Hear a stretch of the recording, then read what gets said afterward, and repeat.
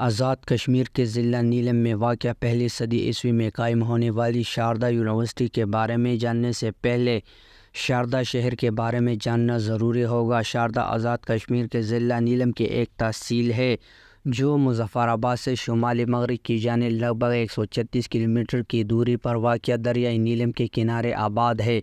تاریخ کی کتابوں میں اس شہر کی شناخت کے بارے میں متعدد حوالے دستیاب ہیں۔ وہ وسط ایشیا قبائل کے بارے میں جو 3100 قبل مسیح کے آس پاس اس وادی میں آنا شروع ہوئے تھے۔ ان قبائل کی اکثریت بدھ مت اور ہندو مت کے پیروکار پر مشتمل تھی۔ ان قبائل کا ایک متحرک قبیلہ جو کشن کہلاتا تھا، ایک سربراہ نے جب یہ اعلان کیا کہ اس نے خواب میں ایک نئی دیوی کو دیکھا ہے، ایک نئی دیوی کا وجود عمل میں آیا جسے شاردا کا نام دیا گیا۔ شاردا بنیادی طور پر سنسکرت کے لفظ شاردا سے ماخوذ ہے جس کے لغوی معنی خزاں کے موسم سے پیار کرنے والی دیوی کے ہے، بلکہ پرانے زمانے میں شاردا کے قریب اس دیوی کا مجسمہ بھی تھا جسے قدیم نام سرسوتی دیوی سے یاد کیا جاتا تھا۔ آج کل بھی شاردا میں ایک مندر موجود ہے جسے شاردا پت بھی کہتے ہیں۔ پت کی لغوی معنی کسی مقدس ہستی کے بیٹے کی جگہ کے ہے۔ یہ شہر شاردا کے نام کی شہرت اختیار کر گیا۔ شاردا یونیورسٹی دو پہاڑوں شاردا اور ناردری کے دامن میں واقع ہے۔ مشہور مسلمان مورخین البرانی اپنی کتاب الہند میں شاردا کے بارے میں ان الفاظ میں اس کا احاطہ کرتا ہے: سری نگر کے جنوب میں مغرب میں شاردا کا شہر واقع ہے۔ اہل ہند نے اس مقام کا انتہائی مقدس سمجھتے تھے۔ 20 کے مقام پر ہندوستان بھر سے لوگ یہاں یاترا کے لیے آتے تھے۔ کنشک اول نیپال کا شہزادہ کے دور میں شاردا وسط ایشیا کی سب سے بڑی تعلیمی درسگاہ تھا جہاں بدھ مت کی تعلیم کے ساتھ ساتھ تاریخ، جغرافیہ، منطق اور فلسفہ سمیت متعدد دیگر علوم کی تعلیم دی جاتی تھی۔ اس درگاہ کی عمارت کی تعمیر کا سہرا سن 24 اور 27 کے درمیان کنشک اول کو جاتا ہے۔ اس درگاہ کی ایک خاص بات یہ بھی تھی کہ اس درگاہ نے اپنا ایک الگ رسم الخط متعارف کروایا تھا اور یہ رسم الخط شاردا کے نام ہی سے شہرت پا گیا تھا۔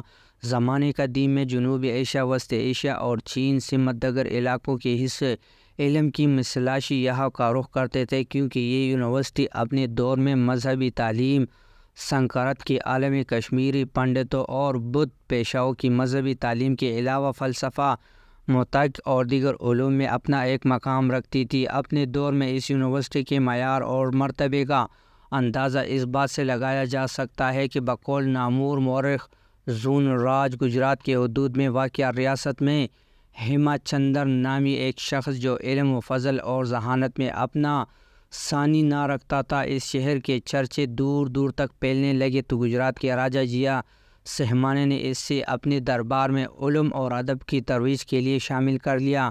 ایک موقع پر جب اس عالم نے راجا سے ایک ایسے انسائکلوپیڈیا کی تیاری کی اجازت چاہی جو مختلف موضوعات کا احاطہ کر سکے، جس پر راجا نے اجازت دے دی۔ ایک اور موقع پر جب اس نے راجا سے یہ درخواست کی کہ اس کا کام کی تکمیل کے لیے اس سے 8 قدیم زبانوں کی چند ایسی کتابیں درکار ہے جو صرف شاردا یونیورسٹی کے کتب خانے سے ہی دستیاب ہو سکتے ہیں، چنانچہ اس علم دوست راجا نے ایک اعلیٰ سرکاری وفد کشمیر کی راجا ہانی پریوار روانہ کیا جہاں سے مطلوب یہ کتب شاردا سے گجرات پہنچی گئی، جن کی مدد سے ہیما چندر راؤ نے ایک ضمیر کتاب جو علم و ادب کے خزانے سے بھرپور تھی تخلیق کی۔ اس درگاہ کی عمارت جو اگرچہ اب کھنڈرات میں تبدیل ہو چکے ہیں لیکن اس کی تعمیر آج بھی ماہرین تعمیرات کو حیرت میں ڈال دیتی ہے کہ کئی صدیاں قبل بھی اس عہد کا فن تعمیر کس قدر اعلیٰ ہوتا تھا۔